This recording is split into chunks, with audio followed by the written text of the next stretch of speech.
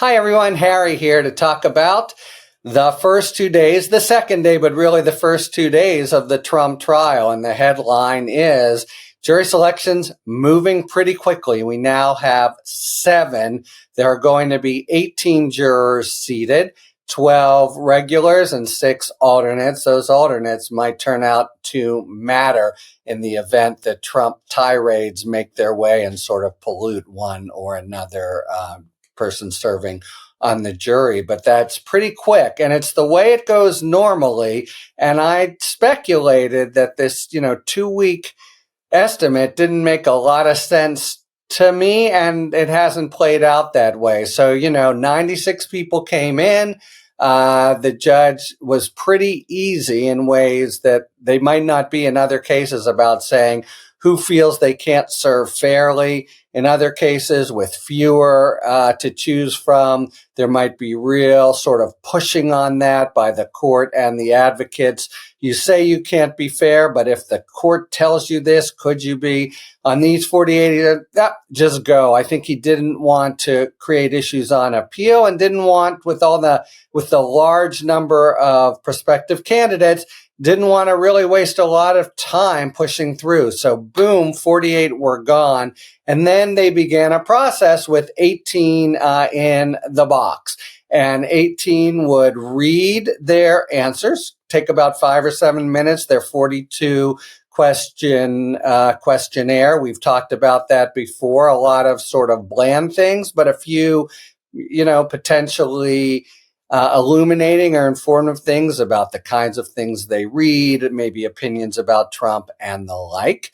And then, as I've suggested in other places, they were armed, were both sides with a fair bit of information, because with the name and address and the internet and good old shoe leather, jury consultant helpers, they had probably fanned out across the city and looked and scrutinized as much as they could the blocks where people are from, what it looks like, etc. So this is a very, very critical part of the trial. In some trial lawyers' eyes, it's the most important.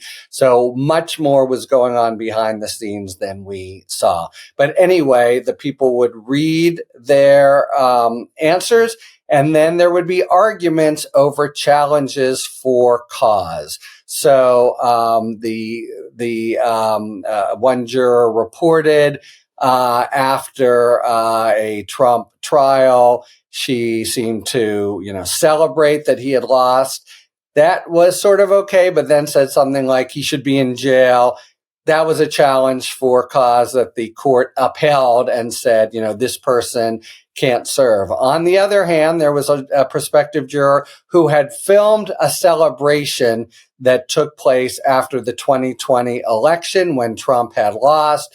Team Trump said this really shows she's prejudiced against Trump, but there was questioning, and she said, it was just, I'm in New York and seeing these things happen. It was just an event, and the judge believed her and left it to Trump to have to play one of those 10, golden cards of peremptory challenges. And where we sit now with 7 jurors seated, each side has used 6 of the 10. So it's going to get down to brass tacks on some of these. And we already have seated people who, they're rolling the dice a little on how the people will be. I've suggested before, Trump is looking for kind of maverick types who don't necessarily go along with the crowd or maybe aren't even influenced by them.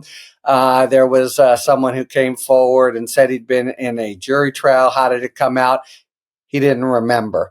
That to me is a Trump juror, someone who, didn't even register. It isn't necessarily attentive to the evidence. Trump wants, first and foremost, he'd love to find the diamond in the rough, as it were, the juror who would violate her or his oath and just hold out for Trump no matter what. You're not supposed to do it. It's jury nullification. If you're too adamant about it, a judge could bounce you for not deliberating.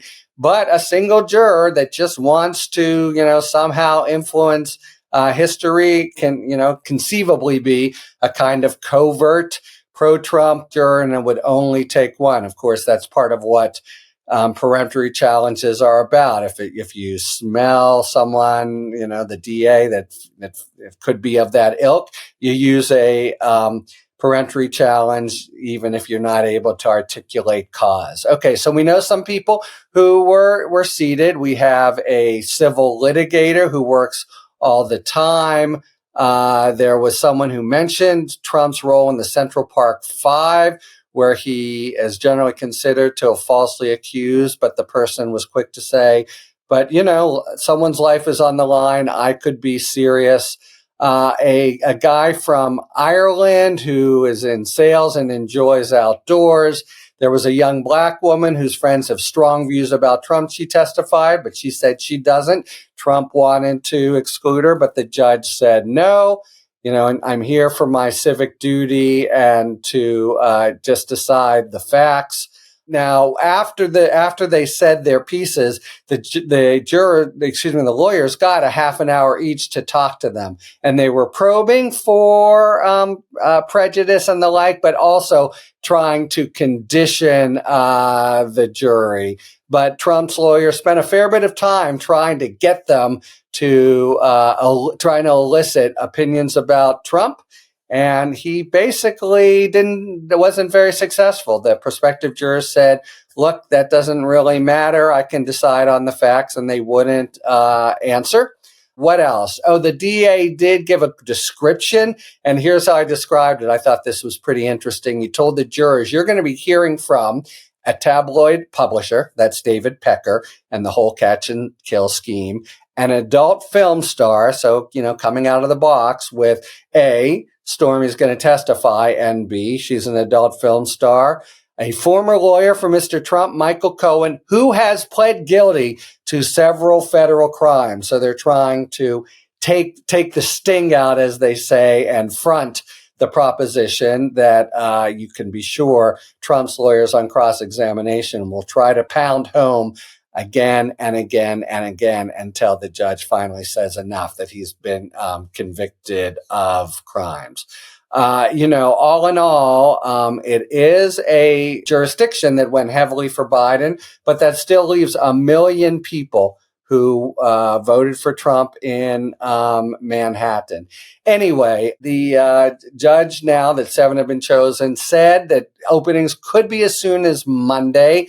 We'll see how that works, because Monday and Tuesday, or maybe Tuesday and Wednesday, are Passover, and there may be some people celebrating it. But for right now, there are half days that have been planned for trial, and the whole thing really could be accelerating. I myself have always thought, the jury selection wouldn't take 2 weeks, and the evidence won't take 6 weeks, as people are saying, largely because, a good DA presentation will be more streamlined, and because I don't think the defense will take very long, and that would be largely because of axiom number 1, Trump will not testify.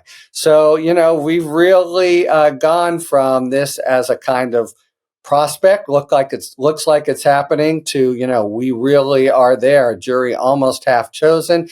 There's another day like that tomorrow. We really could be looking at an opening as soon as Monday. Talk to you later. Thanks for tuning in. If you enjoyed this video and other Talking Feds content, please take a second to like and subscribe. Talk to you later.